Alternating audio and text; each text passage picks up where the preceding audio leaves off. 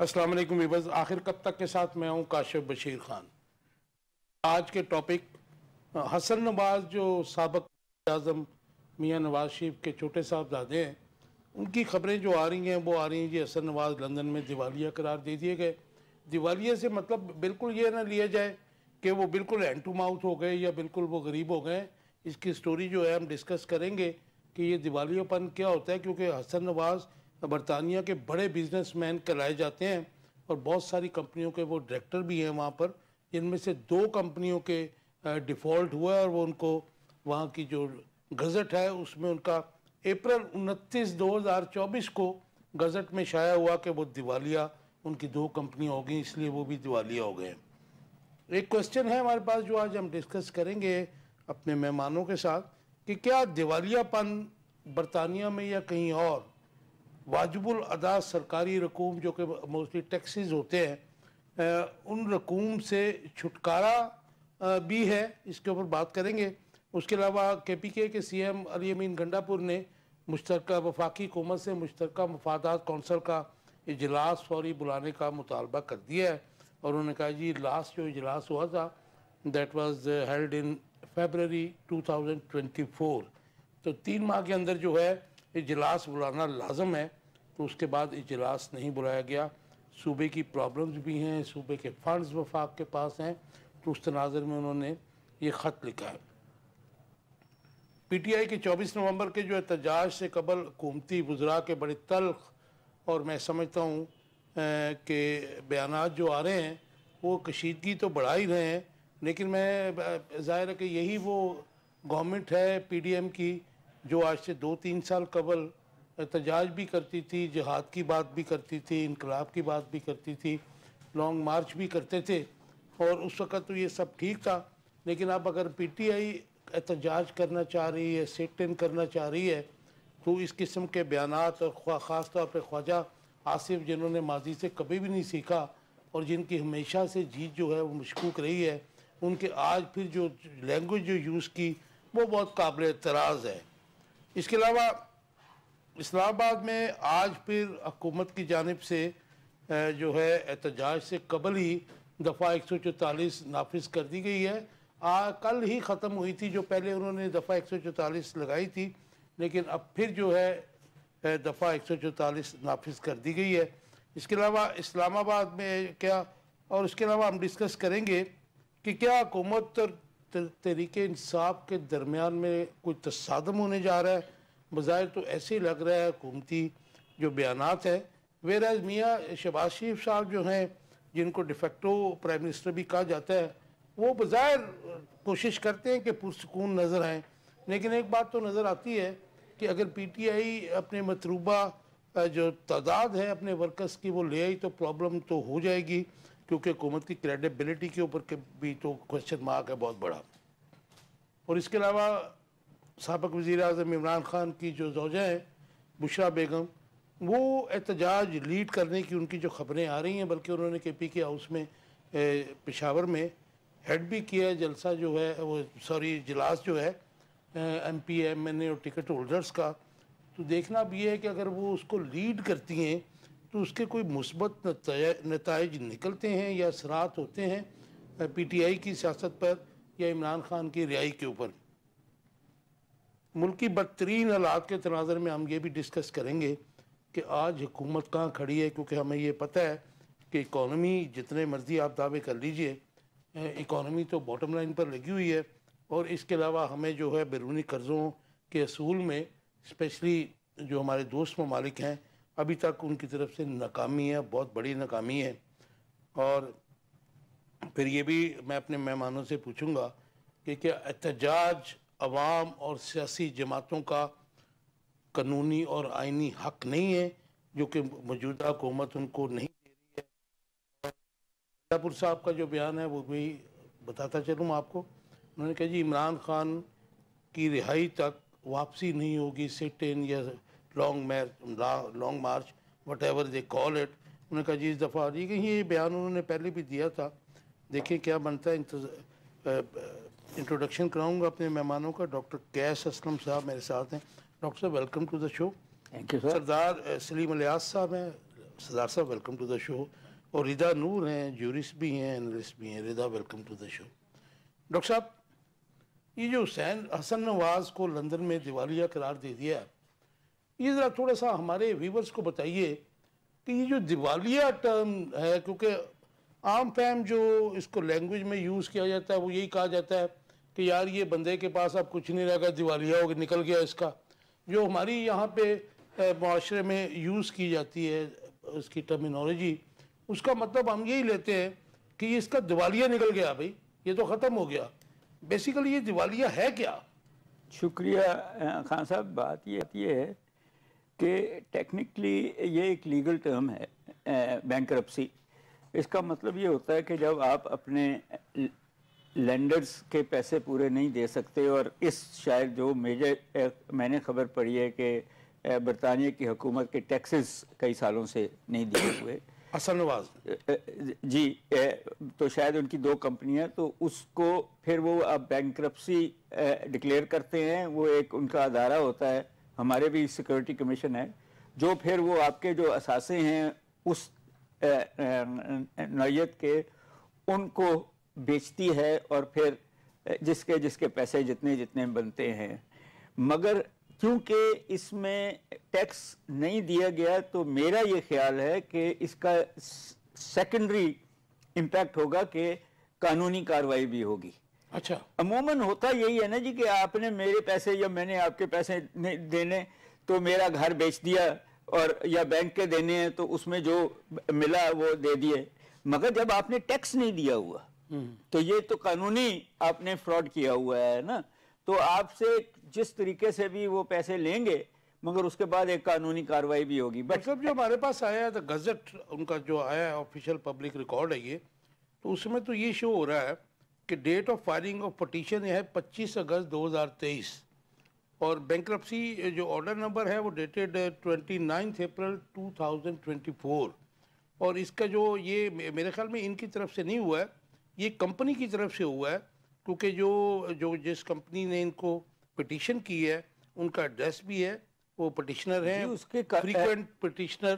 कर्जे देने होंगे ना, कॉन्ट्रैक्ट्स मैनेजमेंट टीम, कर्जे देने होंगे, तो उन्होंने ये पिटीशन की है। तो फिर ये तो फिर हसन नवाज ने तो फिर दिवालिया मतलब जो है खुद तो नहीं उन्होंने अपने आप को करवाया ना जी। नहीं, ये तो कहा होगा ना कि जी हम अब पैसे नहीं दे सकते, तो इस कंपनी के थ्रू हमारे जो असासे हैं पिटीशन कर दी जी। ये तरीक़ेकार है, ये लीगल। बट मेरा ये ख्याल नहीं है कि वो बिल्कुल ही जिसमें आप कह रहे हैं सड़क पे आ गए हैं। नहीं, मैं कह रहा हूं आम लोगों का परसेप्शन ये होता है। नहीं, उनके और कारोबार भी होंगे, मुल्क से बाहर भी कारोबार होंगे। 7 से 8 कंपनियों के डायरेक्टर हैं वो हसन नवाज जो है, और वो मतलब बरतानिया के बड़े बिजनेसमैन कराए जाते हैं। डायरेक्टर होना और कंपनी का हिस्सेदार होना 2 डिफरेंट इश्यूज हैं।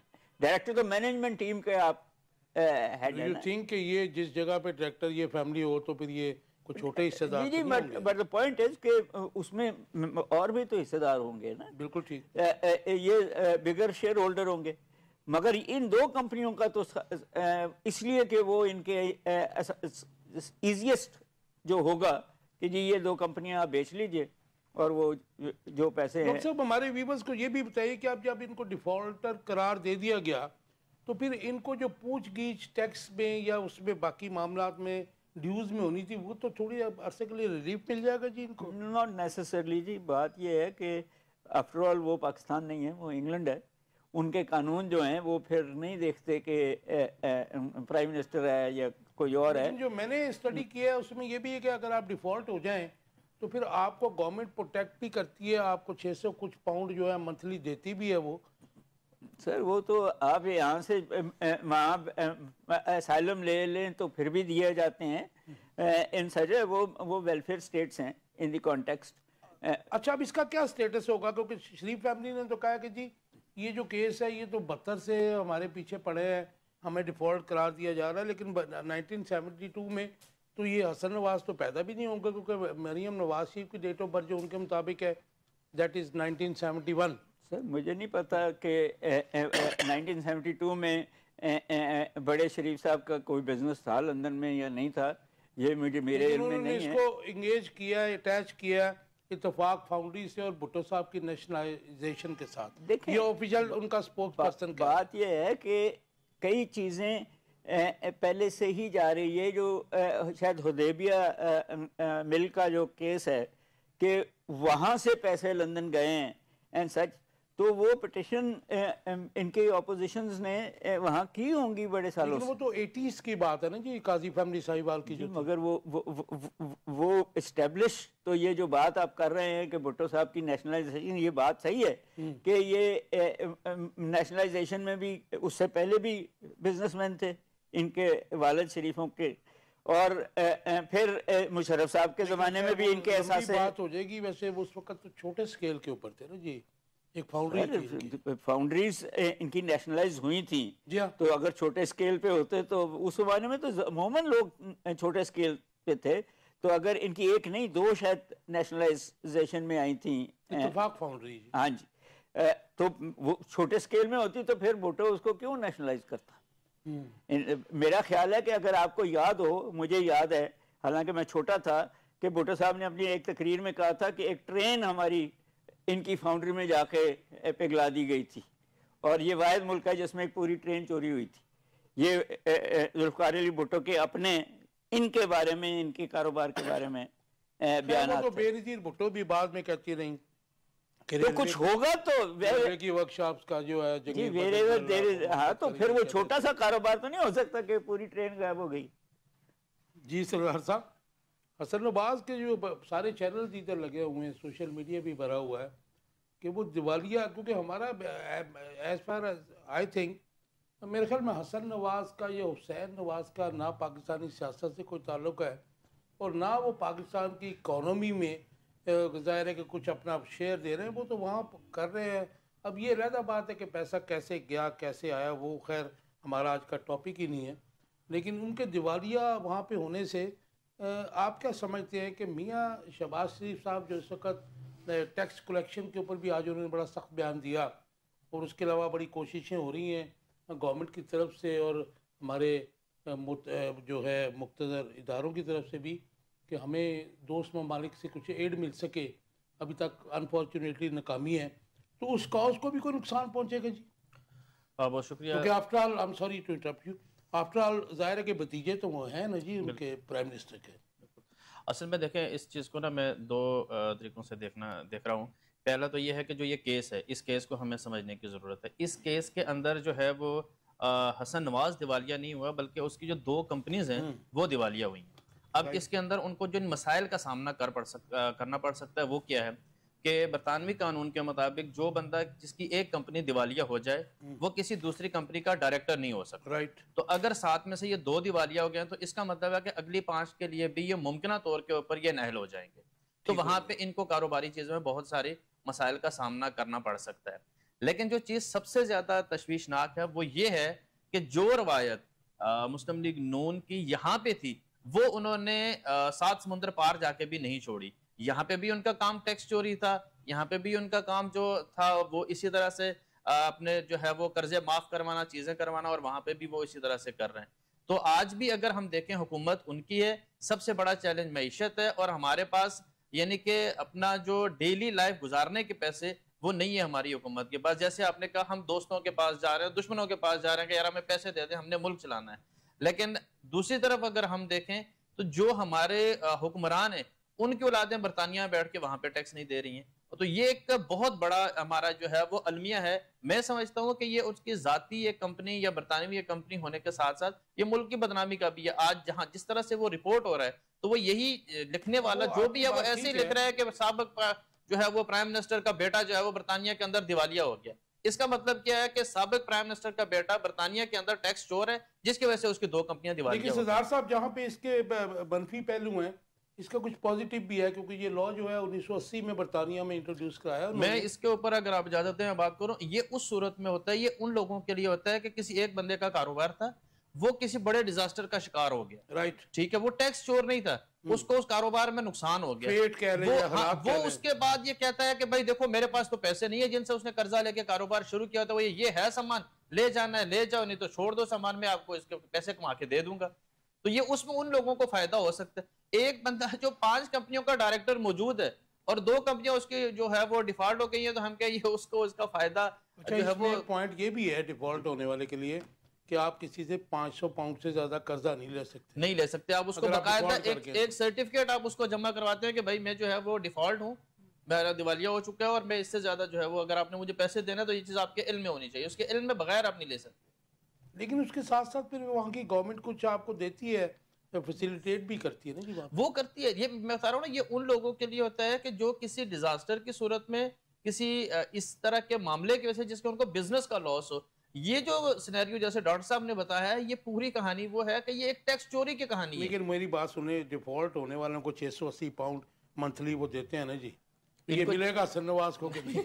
आप बताएं, इनको 680 जरूरत है? इससे ना वो गार्ड्स रख लेंगे जो इनको हरास करते हैं ना लोग आके बर्तानिया में इनके घर वो के तो बाहर। ऑलरेडी बहुत उनके है। लिए रीता guards जरा रख मुझे लेंगे। बताइएगा, आप तो ज़ाहिर ज्यूरिस्ट भी हैं, ये क्योंकि हमारे आम फाम जुबान में और लोग तो यही समझते हैं जी वो दिवालिया हो गया, बिल्कुल। बल्कि हमारे राइटर भी ये लिखते हैं जी उसका दिवालिया निकल गया। मतलब ऐसे नहीं है, ये जो टर्मिनोलॉजी है इसको थोड़ा सा जरा, डॉक्टर साहब ने तो बड़ा अच्छा, इन्होंने सलीम साहब ने भी किया। मैं आपको बताऊं, दिवालिया होने का मतलब ये नहीं है उस बंदे का दिवालिया निकल गया। दिवालिया बेसिकली दिवालिया कहते हैं इंसॉल्वेंट होने को।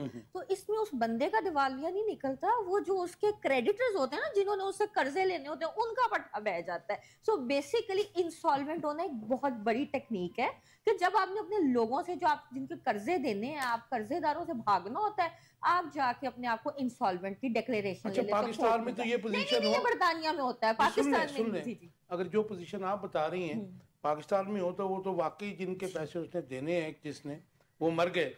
लेकिन क्या ये बर्तानिया में जाहिर है कि उसको फैसिलिटेट उनको कौन करता है? गवर्नमेंट करती है? जी जी, मैं आपको बता दूं, देखिए कुछ होते हैं सिक्योर्ड क्रेडिटर्स, कुछ होते हैं इनसिक्योर्ड क्रेडिटर्स।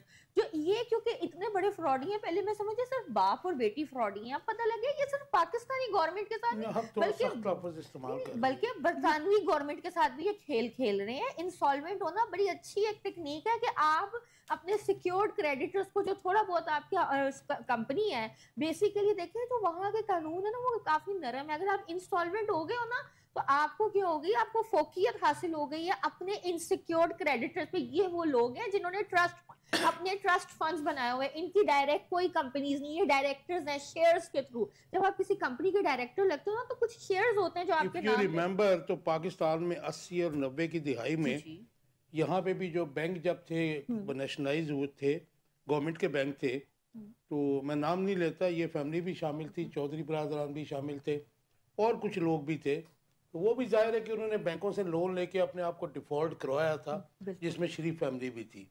तो वो तो बैंकों के पैसे गए, वो तो नहीं हुए, उनको मिले। और ऐसे ही आपने देखा वो जो कोऑपरेटिव का स्कैंडल था, उसमें तो आम लोगों के पैसे गए थे।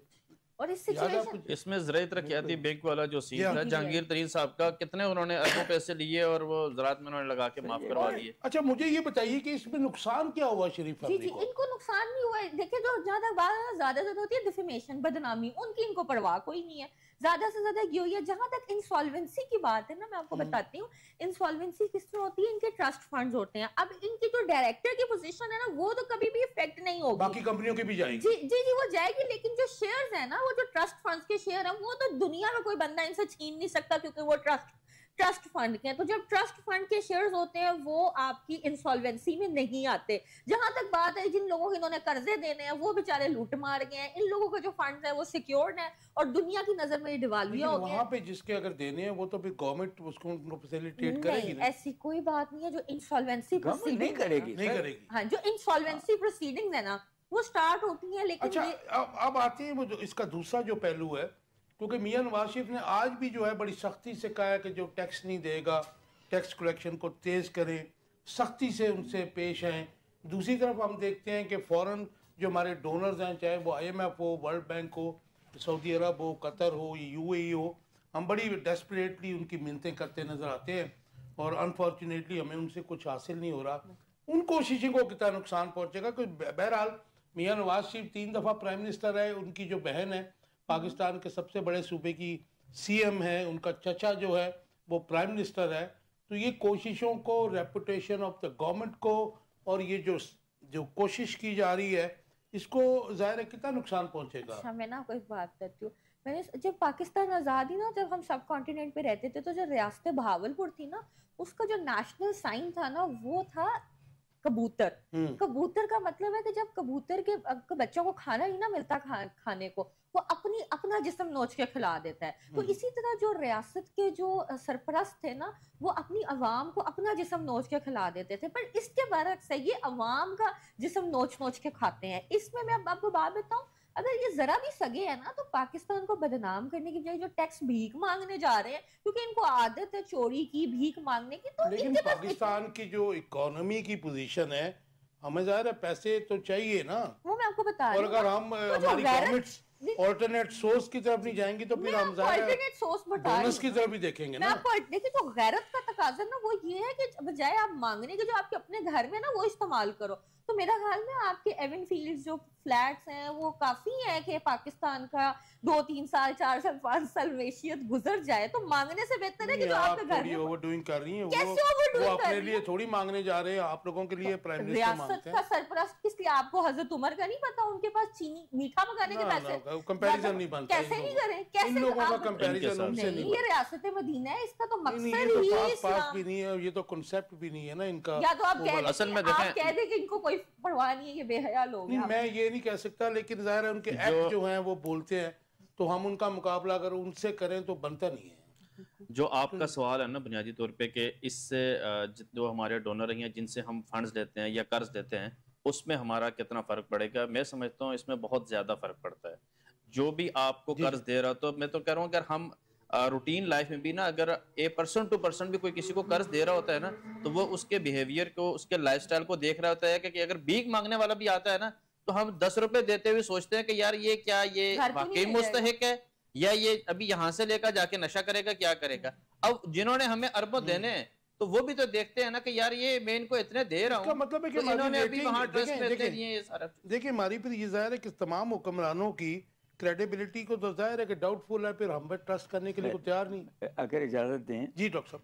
सर, इनकी जो पिछली हुकूमत थी पीटीआई से पहले, तो इसी किस्म का इकोनॉमिक सिचुएशन आई थी, और सऊदी अरब और यूएई ने दोनों ने ये कहा था कि आईएमएफ के थ्रू हम पाकिस्तान को कर्जा देंगे, क्योंकि हम पाकिस्तान के हुक्मरानों को ट्रस्ट नहीं करते उनकी गारंटी के ऊपर, उनकी गारंटी पे, और इसीलिए आईएमएफ के पास हमें जाना पड़ रहा है। लेकिन अब तो जाहिर है कि इक्वेशन कुछ उल्टी हुई है। मैं आगे आईएमएफ से हमने लोन लेना तो जी वो सऊदी अरब की सिफारिश करा रहे हैं, क्योंकि एग्रीमेंट्स तो उनके हैं ना। मगर इसके आगे भी मैं जा रहा हूँ। चाइना जो हमें लोन दे रहा है या हमें लोन को रोल ओवर कर रहा है, उसके पॉलिटिकल मकासद हैं। बेशक वो हिंदुस्तान के खिलाफ हमें यूज करे या अमेरिका से हमें दूर करे, वो इसको चाहता है। अमेरिका का भी यही इशू है कि अब एक बहुत बड़ी डिबेट शुरू हुई है कि ट्रंप के आने से, कि वो हिंदुस्तान को तरजीह देगा बाइडेन की तरह, या पाकिस्तान को भी उसके अंदर लेके आएगा।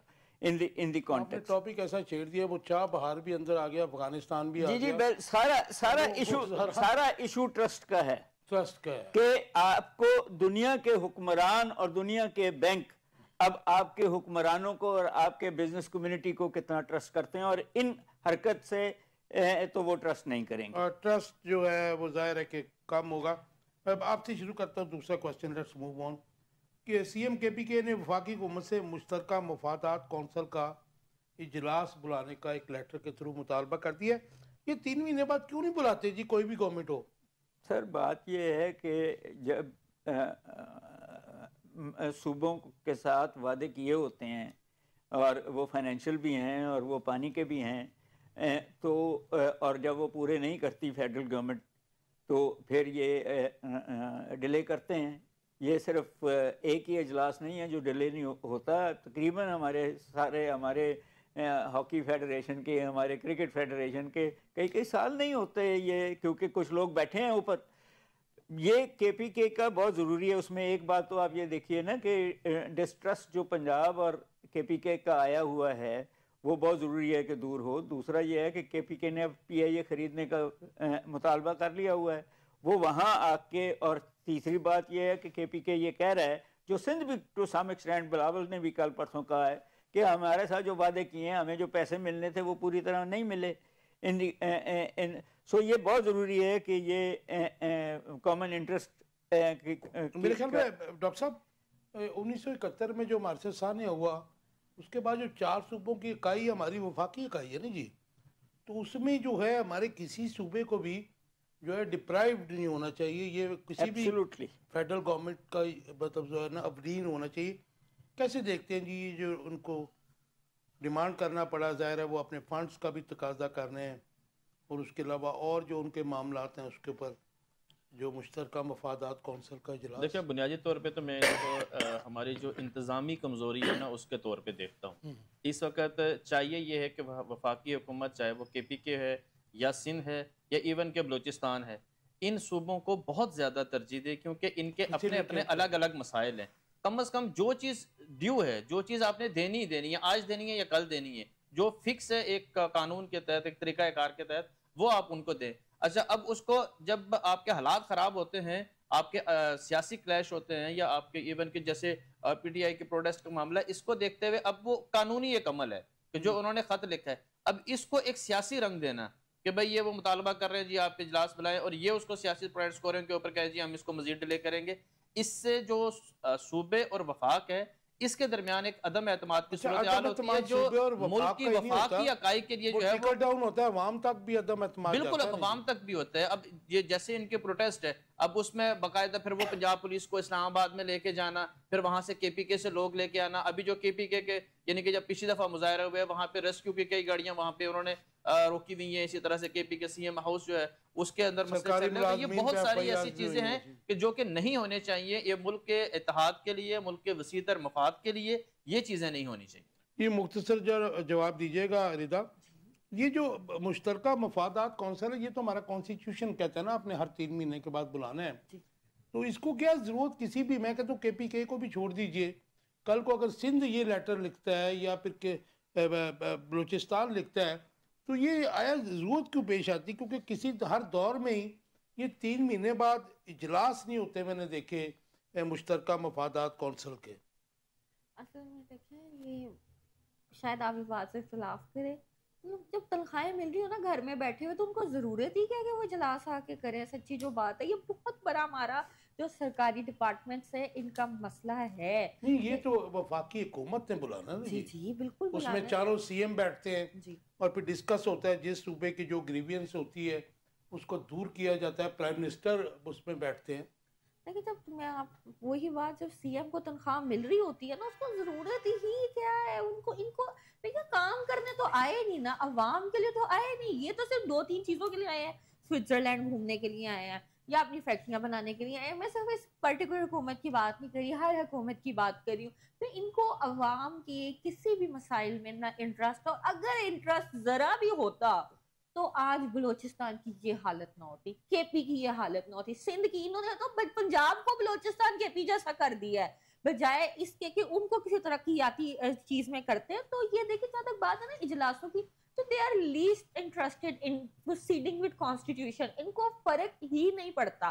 तो जब इनको लगता है कि थोड़ा सा हमने अवाम का जो तवज्जो है डाइवर्ट करनी है, कोई तमाशबीनी नहीं करनी है, तो फिर ये इस तरह के इजलास बुला लेते हैं। देखें, बात यह है कि हम सब बहुत भोरे लोग हैं। ये कॉन्स्टिट्यूशन का कौन सी शिक है जिसको हम मानी जा रहे हैं? राइट टू लाइफ कॉन्स्टिट्यूशन में लिखा हुआ है, रोज लोग मरते हैं। राइट टू एजुकेशन कॉन्स्टिट्यूशन में लिखा हुआ है, कहाँ एजुकेशन दे रहे हैं? राइट टू इक्वल अपॉर्चुनिटीज लिखा हुआ है, कहाँ दे रहे हैं? मुझे वो शिक कॉन्स्टिट्यूशन की बता दें जिसको ये हुकूमतें मान रही हैं। तो एक उसमें से एक इजलास 3 महीने बाद होना चाहिए, उसको नहीं मान लिया तो हमें बड़ा दिल पे लगा है कि किसी भी शिक को, उस कॉन्स्टिट्यूशन को जब जरूरत होती है तो सामने ले आते हैं, आईन और कानून को मोम की नाक बना लिया। आप इसको छोड़े, मैं आपको बताती हूँ, आप यकीन माने, ये कभी असेंबली का भी इजलास ना बुलाते अगर उनके TADS ना होते। ये तो बुलाते इसलिए, आप अक्सर देखेंगे जब इनका दुरानिया खत्म होने लगता है तो ये अपने इजलास बढ़ा देते हैं ताकि इनके बजट, इनकी तनख्वाहें पूरी मिले, इनके जो अलाउंसेस है वो पूरे मिले। इनको सवाए मैं आपको सच्ची तरह, कोई भी सरकारी डिपार्टमेंट है, जो सरकारी मुलाजमीन है वो हाथों पे गिन रहे होते हैं, हमारी सीनियरिटी इतनी होगी, हमारा इतना बोनस लगेगा, इसके अलावा इनको कोई गर्ज नहीं है। इनको गर्ज, मैं थोड़ा सा आपसे डिफर करूंगा, फिर भी अच्छी ब्यूरोक्रेसी की कुछ परसेंटेज में भी कम हो, अच्छे ज़ाहिर कुछ सियासतदान भी हैं, कुछ ब्यूरोक्रेट्स भी अच्छे हैं जिनकी वजह से मुल्क चल रहा है, अदरवाइज़ तो फिर बहुत मुश्किल हो जाता। मुझे बताइएगा डॉक्टर साहब, PTI के 24 नवंबर के एहतजाज से कबल हुकूमती वज़रा जो है बड़े सख्त बयान दे रहे हैं जिसमें अब्यूसिव लैंग्वेज भी यूज़ की जा रही है, स्पेशली ख्वाजा आसिफ की तरफ से और राना सनाउल्लाह साहब की तरफ से। और आज जो है हुकूमत ने इस्लामाबाद में दफ़ा 144 का निफाज कर दिया, कल ही ख़त्म हुई थी, पहले लगी हुई। How do you see it? Khan साहब, जब आप डरते हैं किसी से तो फिर आप ये सारी हरकतें करते हैं, वरना वो आप ही कह रहे थे कॉन्स्टिट्यूशन में फिर लिखा हुआ है कि जी राइट टू पीसफुल एहतजाज का राइट हर पॉलिटिकल पार्टी, हर फर्द का है। लेकिन गवर्नमेंट कहती है कि जी मगर वो नहीं करते सर, जब आपको पता है कि आप ऑनेस्टली नहीं गवर्नमेंट में आए हुए और अगलों का भी राइट अपने पामाल किया हुआ है, तो आपको डर तो रहता है ना। फिर अगले भी कोई शरीफाना का नहीं बिहेव करते, वो फिर आते हैं। आपने कई उनके वो देखे हैं एहतजाज जहाँ बहुत तोड़ फोड़ हुई है, बट ये क्लैशेस जो हैं, जब तक आप पॉलिटिकल लीडर्स दोनों पार्टीज के, तीनों पार्टीज के, चारों पार्टीज के इकट्ठे बैठ के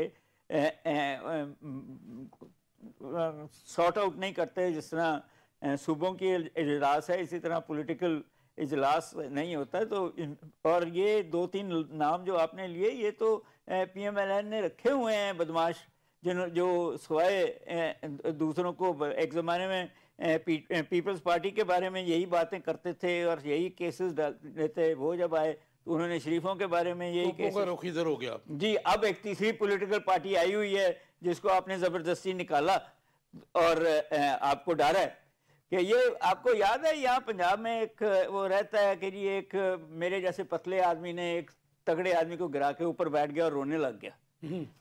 उन्हें कहा जी रोंदा क्यों है? उन्हें कहा कि जो उठेगा तो बड़ा मारेगा। तो ये हाल है कि ये जो डरते हैं कि PTI जब वो बाहर निकलेगा तो फिर वो बड़ा मारेगा, तो उससे पहले ये सारा आपका मतलब खौफजदा है, बहुत खौफजदा है सर। बुनियादी तौर पे तो जैसे सर ने भी ये बात की है कि हमारे यहाँ जो अवाम के हुकूक हैं, इसको इस पूरी सियासी रसाकशी के दरमियान जो है वो पामाल किया जा रहा है। और इससे ना सिर्फ ये है कि लोगों की ज़ाती ज़िंदगियाँ मुतासर हो रही हैं, हमारी एजुकेशन मुतासर हो रही है। अगर आप इस्लामाबाद के शहरियों से पूछें तो उनके ऊपर ये जो पिछला अरसा गुजरा है, ये इंतहाई तंग गुजरा है। मैं ख़ुद फैज़ाबाद के पास रहता हूँ, इस्लामाबाद में। हमें पता होता है कि जैसे ही कोई इस तरह की कॉल आती है ना, हफ्तों पहले फैज़ाबाद इंटरचेंज बंद होना शुरू हो जाता है। और फिर जो लोगों की आमदोरफ्त में उनको मसले हैं, हॉस्पिटल में जाने के लिए मरीज़ों को मसले हैं, स्कूल में जाने के लिए जो बच्चे हैं उनके मसाइल हैं, लोग जो काम कारोबार के लिए हैं, जो दिहाड़ीदार तबका है, तो इन सारी चीज़ों को जो है वो ख़त्म करना चाहिए। और इस वक्त मैं ये समझता हूँ कि जो हमारे मुल्क को इस वक्त सबसे ज़्यादा ज़रूरत है वो ये है कि हमें एक इत्तेहाद की तरफ लेके जाना चाहिए। अगर खान साहब जेल में है तो खान साहब पहले वज़ीर आज़म नहीं है, इससे पहले कई जेल में जा चुके हैं। इन मसाइल को लेके इस लेवल पे एहतजाजों को लेके जाना और फिर हुकूमत की तरफ से इस अंदाज से रिएक्शन का, भाई अगर खान साहब की हुकूमत थी तो उस दौरान लॉन्ग मार्च हुए हैं ना, सब पार्टियों ने किए हैं, बिलावल साहब ने भी किया है, शहबाज शरीफ साहब ने भी किया है, मौलाना साहब ने 2-2, 3-3 दफ़ा किए हैं। तो भाई जो लोग आ रहे हैं एहतजाज के लिए, आप उनको ओपन छोड़े।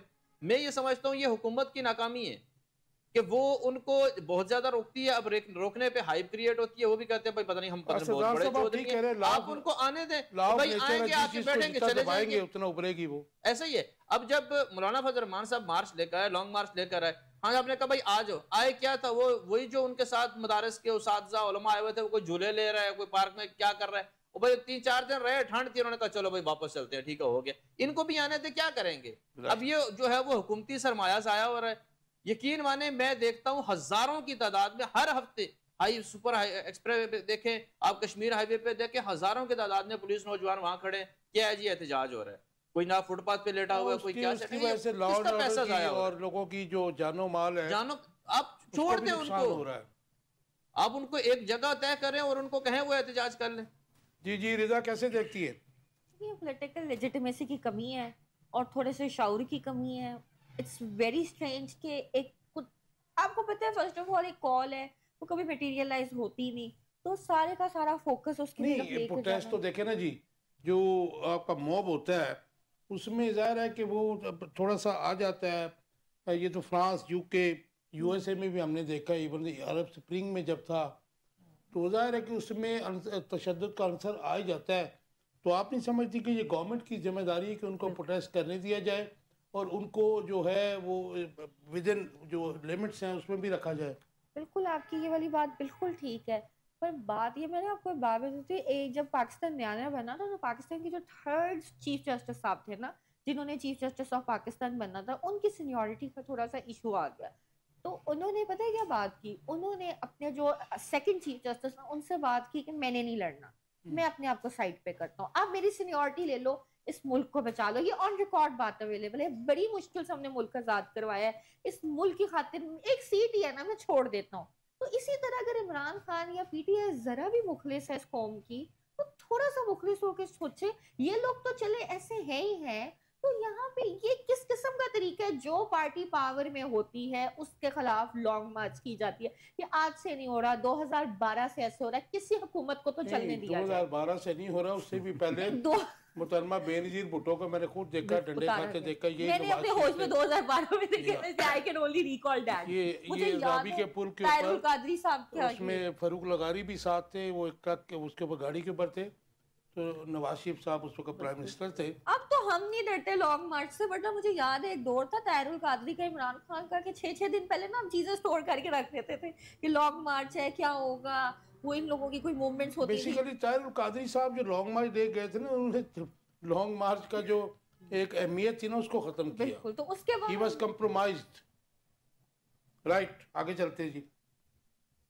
डॉक्टर साहब क्या देखते हैं, क्या हुकूमत और तहरीक इंसाफ के दरमियान में कुछ तसादम होने जा रहा है, और क्या ये जो बुशरा बेगम है ये एहतजाज को लीड करने जा रही हैं, इट्स बीन रिपोर्टेड, इनके कोई मुस्बत असरात निकलेंगे पीटीआई के लिए? जी देखिए, मेरा बिल्कुल व्यू डिफरेंट है इन द कॉन्टेक्स्ट।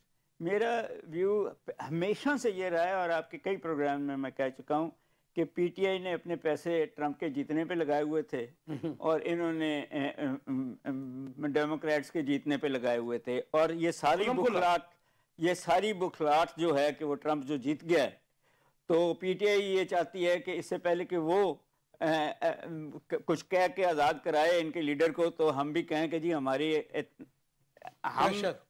प्रेशर पे आज़ाद हुआ है। दूसरी तरफ वो जो हैं वो भी जो ये सारा प्रेशर डाल रहे हैं, जो हुकूमत में हैं, बंद कर रहे हैं। तसादम उस तरीके से नहीं होगा सर। अच्छा, पहले भी तो कई ये हो चुके हैं चीज़ें जो हैं। मेरा ये ख्याल है कि किसी लेवल पे अब क्योंकि इकोनॉमिक क्राइसिस बहुत बड़ा है, IMF का प्रेशर है, ये अभी जो हसन नवाज का बैंकरप्सी है, ये सारे प्रेशर PMLN पे इस तरीके से आएंगे कि वो कहीं ना कहीं चीज़ों को, आप देखें, आपने बुशरा बीबी का कहा, उनके अंदर भी तो ये सारी लड़ाई है कि इमरान खान के बाद लीडर किसने बनना है, पार्टी को किसने इकट्ठे रखना है। ये उसकी बहन जो है इमरान की, वो एक तरफ वो चाहती हैं कि लीडर बन जाएं। तो इन दैट कॉन्टेक्स्ट मैं बड़ा खुश हूँ कि औरतें आगे आ रही हैं and such fourth, but at the same time sir, party जब तक आप ऑर्गेनाइज नहीं करते तो वो मॉब ही रहेगी। पॉलिटिकल पार्टीज का इंफ्रास्ट्रक्चर जो जी है, और वो इन अ वे ये सारी तकरीबन मॉब जब भी बाहर निकलती हैं तो वो जो स्ट्रक्चरल, अगर वो स्ट्रक्चर हो और उसके साथ मजदूर भी मिल जाएं, स्टूडेंट्स भी मिल जाएं, तो फिर आप चेंजेस देखते हैं। डॉक्टर साहब, अयूब खान के ज़माने में हुआ, मुशर्रफ के साथ हुआ एंड सच फोर्थ। तो यहाँ तो एक मॉब, दूसरा भी अपना पुलिस लेके मॉब आ जाता है। देखिए, भुट्टो साहब के बाद मेरे ख्याल किसी भी टू सम एक्सटेंट भुट्टो साहब ने कोशिश की थी कि इंफ्रास्ट्रक्चर, इसीलिए पीपल्स पार्टी एक और 50-60 साल गुजार गई ना जी। हाँ जी, और किस्म की तंजीम है, क्योंकि उनके किसी पॉलिटिकल पार्टी का कोई स्ट्रक्चर नहीं है जी। अच्छा, मैं ना इस पे थोड़ी सी अर्ज करना चाहूँगा। आपने भुट्टो साहब की बात की और इस वक्त आप कह रहे हैं कि कोई पार्टी का स्ट्रक्चर नहीं है। मैं इस मौके की मुनासबत से बताऊँगा, इस वक्त पाकिस्तान के अंदर, आपकी बात को मैं थोड़ा सा, वैसे तो स्ट्रक्चर जमात इस्लामी का बड़ा, लेकिन उनको वोट नहीं बढ़ते। मैं आपको बिकॉज लोगों का एक कॉन्सेप्ट है कि वो कंप्रोमाइज्ड है। इस वक्त अगर मुल्क के अंदर अगर हम देखें ना, पूरे सिनेरियो को अगर हम संजीदगी से देखें, तो मुल्क के अंदर इस वक्त एक नई पॉलिटिकल पार्टी की ज़रूरत है। क्योंकि ये जितनी भी है ना, इन सब को हम जान चुके हैं, देख चुके हैं। लेकिन और मैं तो समझ गई 8 फरवरी से पहले बनाई तो गई थी नई पार्टी। कौन से? आईपीपी क्या नाम था उसका जी? वो आईपीपी, मैं उसकी बात नहीं कर रहा, मैं कर रहा हूँ हकीकी ऐसी से जो वो भी तो पॉलिटिकल पार्टी सुने थी ना सुने जी। सुने सर, मैं बात कर रहा हूँ जैसे आपने स्ट्रक्चर की बात की थी ना, एक ऐसी पार्टी के जिसका निचली सतह तक स्ट्रक्चर, और मैं समझता हूँ कि इस वक्त पाकिस्तान मरकजी मुस्लिम लीग वो एक ऐसी सियासी पार्टी बन के आप देखेंगे आने वाले चंद दिनों के अंदर, चंद महीनों के अंदर, कि एक ऐसी पॉलिटिकल पार्टी जो खैबर से लेके कराची तक, जो बलूचिस्तान से लेके कश्मीर तक, हर इलाके के अंदर वो इस वक्त अपनी मेंबर साजी कर रही है, और हर यूसी की सतह के ऊपर, यूनियन काउंसिल की सतह के ऊपर अपनी बॉडीज लोगों को जमा करके यूसी की सतह के ऊपर इलेक्शन करवा के वहां से एक नई लीडरशिप जो है वो उसको ऊपर लेकर आ रही है। और इसमें मैं आपको चीज बताऊं, इसमें सिर्फ ये नहीं है कि सिर्फ पार्टी स्ट्रक्चर, जैसे आपने कहा कि जमात इस्लामी है उसको वोट नहीं पड़ रहा, इस वक्त जो सियासी इश्यूज है, जो लोगों के मसाइल हैं, उनको डिस्कस करना बहुत जरूरी है, और जो हमारा सियासी बिहेवियर है उसको चेंज करने की जरूरत है। हमारा सियासी बिहेवियर अगर हम अभी तक देखें तो वो यही है, एक पार्टी इख्तिदार में होती है, जब वो इख्तिदार में होती है दूसरी जेलों में होती है, वो जेलों से निकल के इख्तिदार आती है, पहले वाली जेलों में चली जाती है।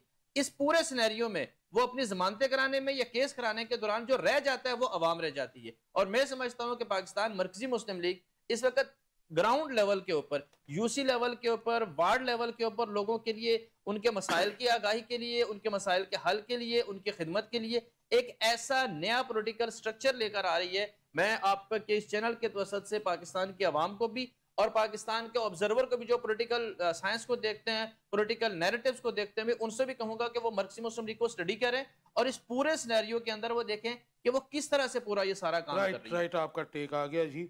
आपकी भी जाहिर है कि आप अगर काम कर रहे हैं तो अच्छी बात है, लेकिन जाहिर है कि पॉलिटिकल पार्टीज को अवामी तायद की बहुत बड़ी जरूरत होती है, बिल्कुल ऐसे। उसके लिए बड़ा टाइम लग जाता है। अल्लाह करे जैसे आप कह रहे हैं वैसे हो।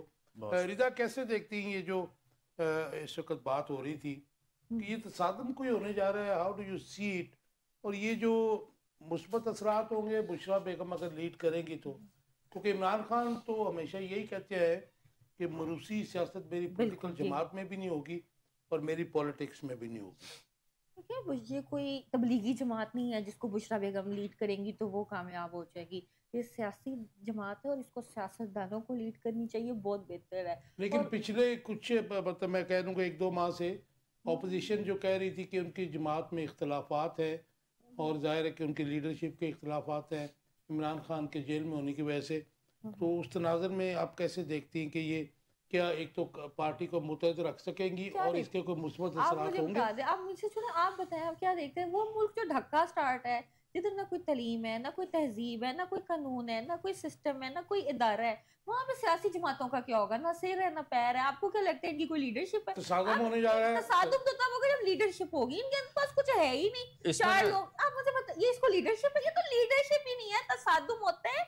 जैसे वो अमेरिका के जो आज जो हुए हैं ना, उनमें तसादुम की बातें अच्छी लगती हैं, जहाँ पे कोई जमात ही नहीं है। वहाँ तो तसादुम नहीं हुआ, वहाँ पे तो हारने वाली ने उसको अगर होता तो बिल्कुल, अगर होता तो ऐसे ममालिक में तसादुम होता है। फ्रेंच रेवोल्यूशन को कहते हैं जो बाइडेन खुद मिलने गया, मुबारक देने गया। देखिए, तसादुम कहते हैं ग्लोरियस रेवोल्यूशन को, फ्रेंच रेवोल्यूशन को, या जो इंडियन वॉर हुई थी, इंडियन इंडिपेंडेंस, उसको कहते हैं। ये क्या तसादुम है? 2 दिन बाद कॉल दे दी आवाम के पैसे पे। तसादुम नहीं, इक़्तिदार की तसादुम नहीं, इसको बेहयाई कह लेते हैं, इसको लूजर कह सकते हैं। जो लोग हार गए वो सारी जिंदगी पिटना डालते हैं। इसमें जैसे आपने बात की बुशरा बेगम के हवाले से, मेरी जाती राय है कि अगर खान साहब को निकालने के लिए कोई कामयाब तहरीक चला सकता है तो वो उनके घर से ही चल सकती है। इसकी हमारे पास मिसालें मौजूद हैं। मियां साहब के दौर में अगर तहरीक चलाई तो उनकी जो कलसूम नवाज ने चलाई, इसी तरह से जब जरदारी साहब जेल में थे तो बेनजीर ने चलाई।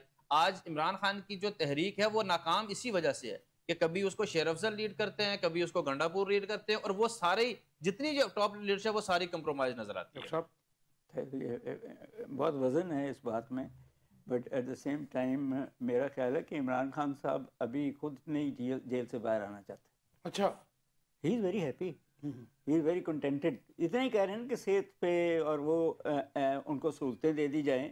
उनको पता है कि ये हुकूमत जिस तरह की करप्ट है, ये खुद अपने आप को डिफीट कर रही है, और उसको पता है कि उसकी जो है लोगों में मकबूलियत, स्पेशली यंग लोगों में बहुत ज़्यादा है। इन द कॉन्टेक्स्ट, तो मेरा ख्याल शायद इनमें से इनकी बहन ने या बुशरा बीबी ने किसी ने एक बयान भी दिया है कि हम अगले इलेक्शन के लिए तैयार कर रहे हैं। टाइम बिल्कुल ख़त्म हो गया, मुझे वन लाइन आंसर दे दीजिए।